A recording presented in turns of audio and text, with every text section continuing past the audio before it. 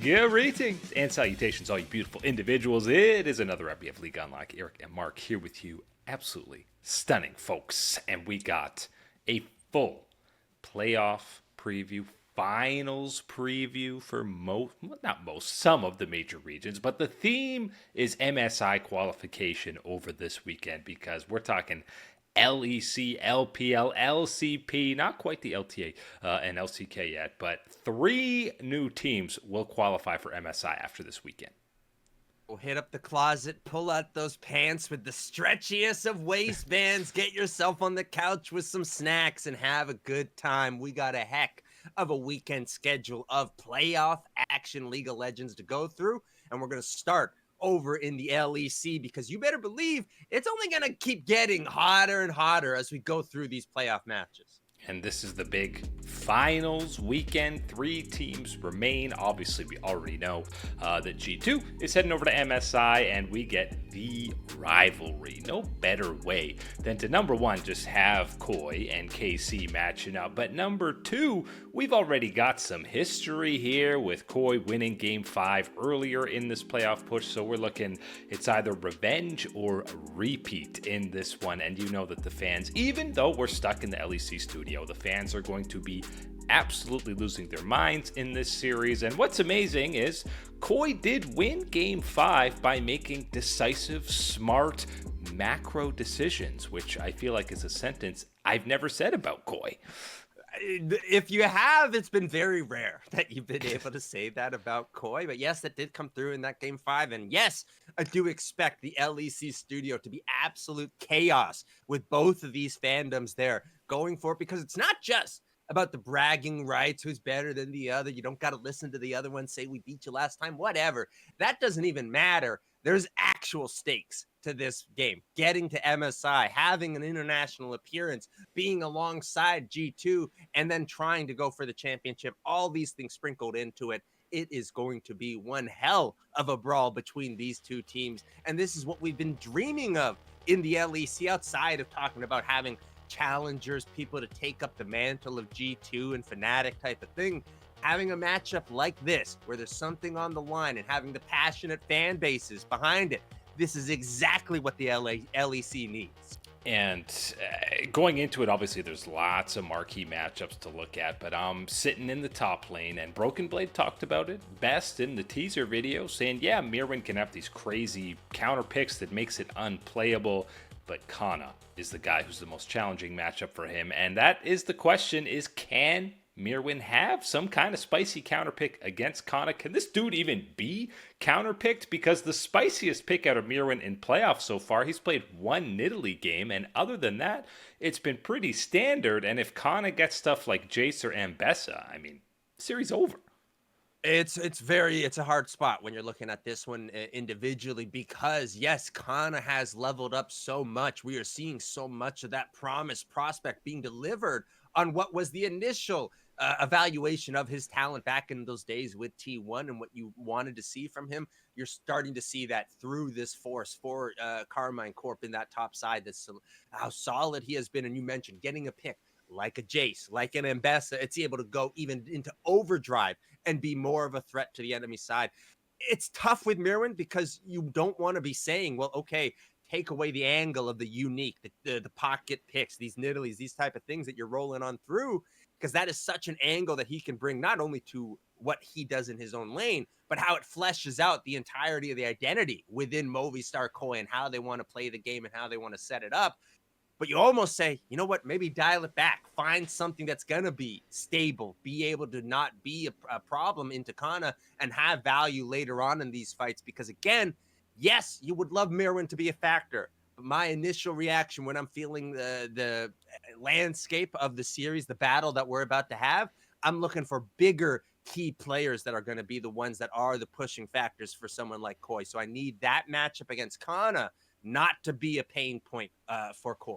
And obviously, KC is coming in probably a little bit angry after losing this previous matchup. And obviously, they're the defending champs, already made noise at the first international event of the year. So I think KC will be favorites in this one. They probably should be. And if they match up against G2 in those finals, I'm picking them as favorites over them. If Koi somehow beats them again, then they're obviously going to be underdogs, and I'm taking G2 in these finals. So depending on who G2 matches up against in finals is, who's getting the edge for me. Yeah, that'll play out differently when we see the matchup go down and everything else. I think Koi should not be feeling all that intimidated at the end of the day heading into this one. Not overly confident, but certainly one of these ones where they can put that card in their back pocket of going, yeah, remember how we played in the last time in this series, how we got that Game 5 win and how things went? You can put that memory in your pocket. You try to maybe block out how dominant and how good Casey was against Fnatic in their rebound type of situation. But yes, on the fan perspective, I'm going with K-Corp on that little bit of an edge. I think you can get some extra motivation out of guys like Vladdy. You can go down into the bottom lane, talk to Kaliste and say, this is a big moment. Can you deliver? Can you be the iconic player that we've already seen the starlight glimpses of? Yeah, I mean, KC definitely has the momentum coming from that lower bracket to get back to this point against Koi. Momentum is not what D Plus is heading in to kick off the LCK road to MSI in a quick turnaround rematch against KT after losing a heartbreaking Game 3 that aiming maybe doesn't have the best positioning on the Senna, but this is just the beginning as the playoffs wrap up in the LEC. We're into first round of this new old King of the Hill format that we're getting in the LCK for a little bit of a twist on what we're used to seeing recent playoff brackets. But yes, kicks off with that KT D Plus rematch.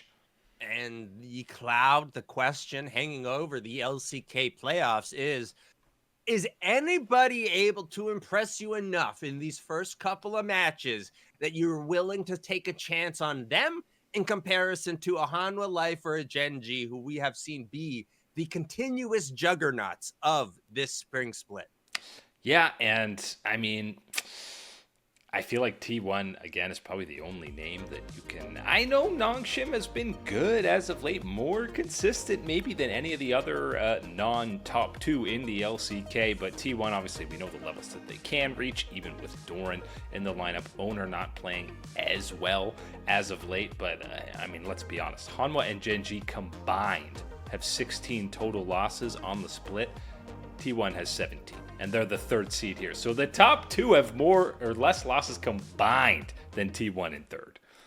Yeah, and it is one of those situations where I think you're playing into part of the history of the organization, the history of the players on that roster for T1 to envision a path, a dream that you're able to carve your way through these LCK playoffs and earn yourself a date with the gods of Gen G and Hanwha Life and how they have played their way so far in this one. It's going to be extra difficult, as we know, as you're laying out kind of that King of the Hill type of style in the LCK, where it is only going to be Gen G and Hanwha Life that do have that luxury of a loser's type of situation. So very much going to be that favorite of those first 2. And yes, T1, I think they can generate it, but that's not to say D Plus, KT, Nongshim, they impress. They do a very dominant force within their series. You can't start to dream about how they could challenge these top teams in the LCK.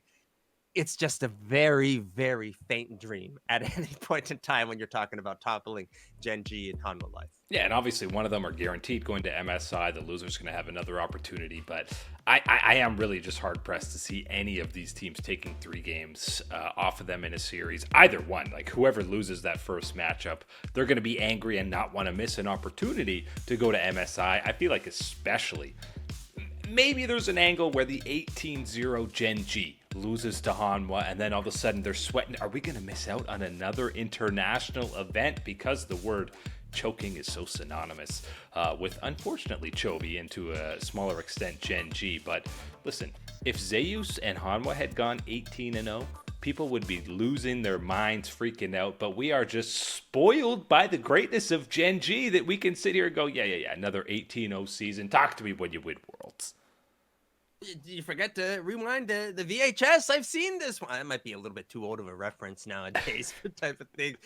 Who rewind the tape? I've seen this. I know that this has gone down, and we know that it didn't end in a world championship for Gen G. So obviously that is one of these things that hangs over a situation like that, but you're right on the money with this one. If Hanwha Life was nearly as dominant, as straightforward perfection, the way we have seen from Gen G, yeah, you'd be raving all over the place about this one. It's a little different with Gen G type of situation, but I think at the end of the day, it's worked out better because for Gen G, they are a team that needs to keep that pedal all the way down. They need to keep rolling and keep dominating to keep the momentum on their side. I think a squad like Hanwha Life, they can hit a speed bump. They can say, well, we need to take a little pit stop. Let's go over here and grab some coffee and then get back on the highway type of situation and keep on rolling to our destination. I've got more faith in a setback and rebound for Hanwha Life than you do in a Gen G, where I feel like they got to keep this perfection rolling to keep on that top level.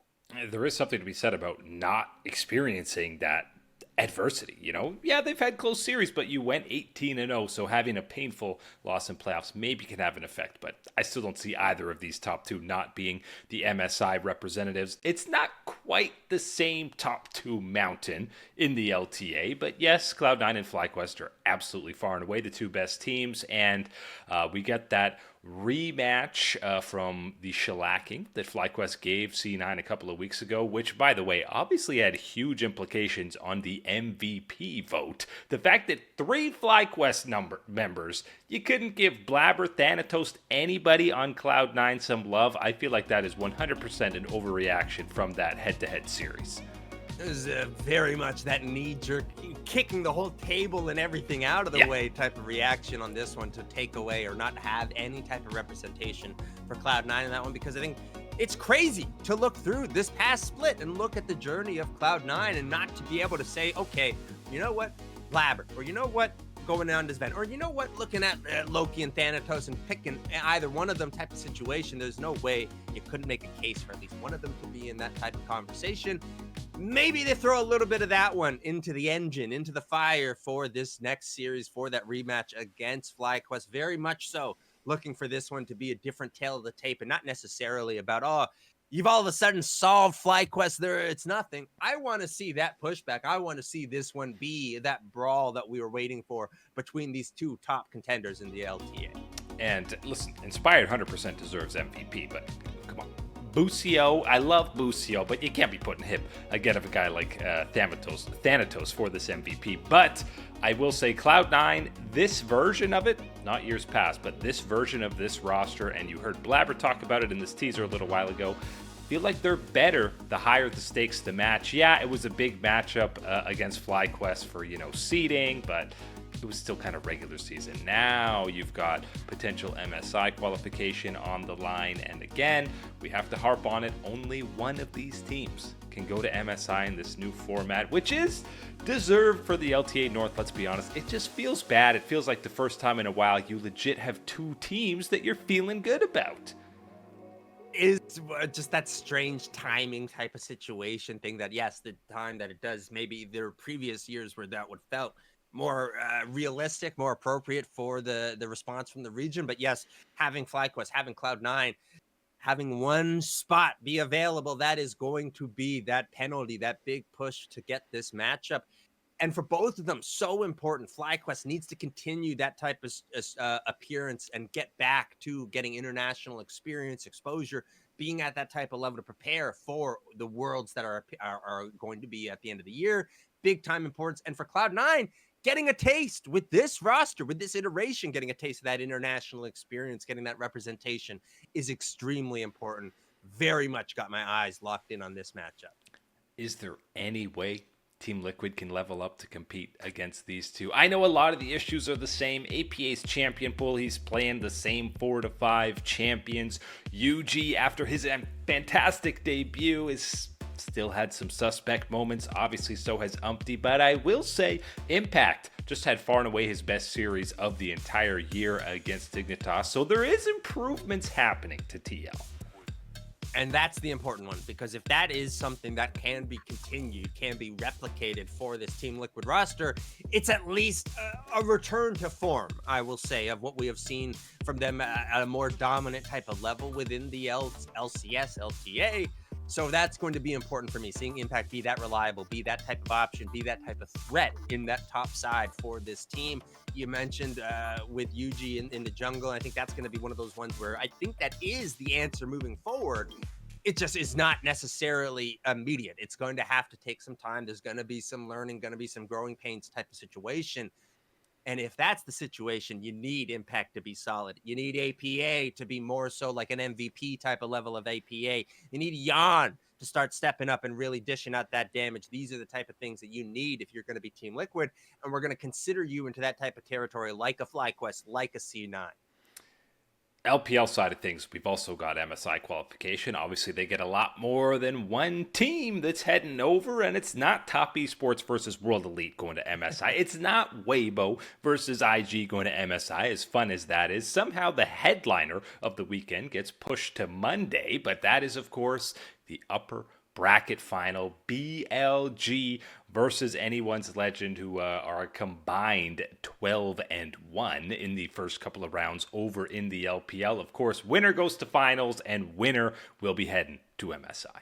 I want the LPL to send out a memo to everybody so they can get work off on Monday morning type of situation to get clearance for this, because this should be the weekend highlight matchup, big marquee one. Anyone's Legend versus BLG, the showdown at the very tippity top of the LPL playoff bracket. Yes, it's going to be pushed back into the later parts of the weekend, Monday, for depending on where in the world you are. Man, oh man, this would have been a good one to have on the weekend, but man, oh man, this is going to be a brawl no matter what. Both of these teams heading in impeccable form into this matchup. Only reasoning I can think is if you had this before the other two matches, it would have been a bad palate cleanser to see these other four squads match up. But obviously, I'm looking specifically, can Flandre hold up against Bin? I feel like Flandre remains probably one of the most underrated and disrespected players in the history of the LPL. And on the other side, what version of Tarzan are we getting? Are we getting MVP, best jungler in the league Tarzan, or are we getting... how's this guy getting a paycheck Tarzan? We haven't seen much of that version of Tarzan this entire year, but sometimes in the most important series, that Tarzan can show up. It's the most important series of the year for Anyone's Legend, no question. You need to have the king of the jungle. It needs to be Mr. Tarzan swinging from vine to vine, taking jungle camps, taking a kill over here. That's the type of guy that needs to be on for Anyone's Legend, needs to be able to find the action, the right response here on this one. And for BLG, you're looking at Bin, as you talked about. Bin has got to be someone finding that angle, finding a way to pressure on through. And can Flandre withstand that one? Can he stand up to it? As you said, yes, one of the most underrated, most disrespected guys, given his actual value and contribution so far this split in the LPL. You're still going to be tested, still going to be disrespected heading into a 1-to-1 against Bin, especially with Bin having reshown his form since the slumping days of BLG before. Regardless of how this one plays out, if you are a fan of the LPL, similar to the LCK, you're banking on whichever squad loses is going to still be the other rep for MSI, because unless Rookie and the Shy all of a sudden pull out some vintage 2018, 2019 IG consistently, AL and BLG are both head and shoulders above the rest of the LPL. I wasn't ready to 100% rule it out, but I was going to say, unless you see something absolutely jaw-dropping, absolutely spectacular out of the matchup of, WE versus Top Esports or IG, who was IG? Weibo, the other matchup. These type of things, unless you see anything crazy out of those ones, yes, you're betting on Anyone's Legend or BLG, winner or loser out of that type of series. LTA, again, only gets one squad, and that's because the LCP have shown up internationally time and time again, and they are warranted a second spot. We already know Flying Oysters are coming back. We got the finals weekend over there as well. GAM versus Talon in those semifinals, which, by the way, two teams we're both very accustomed to seeing on that international event. We're talking about a Levi Karsa matchup in the jungle. Fofo, Betty, very familiar faces across the board. Don't be sleeping on the second seed from the LCP making some noise at the midseason invitational. I don't like this at all. The LCP, they've got a big red circle on MSI, circling it not only for first, and a little red one on first stand to get that first little appearance here and get some impressions for people, but absolutely circling MSI, knowing this is going to be the double stack. We're sending 2 teams to this event. We can't have anyone, oh, it's a mistake, a fluke. You got everyone has shown up in this split. And yes, to have Talon versus Gam as that one that's really deciding it, this is a thrilling one for the fans of the LCP. I can't wait for this matchup to decide who's going to be that second team, and then to see the finals that we will still have with the Oysters awaiting the winner. And both Gam and Talon pushed the Oysters to the brink. The Silver Scrapes were game 3 for the Gam matchup because it was best of 3. So they've tested the very best of the best in the LCP. So very excited. It's obviously going to be an insane weekend. Multiple finals, MSI qualification. We're kind of in the heart of the playoff push. And we'll be back on Monday to recap all that sweet action for you fine folks. But that is it today for Liga Unlock. Eric and Mark here with you beauties. Thanks for hanging out as always. You best believe we'll catch you on that flippity flip.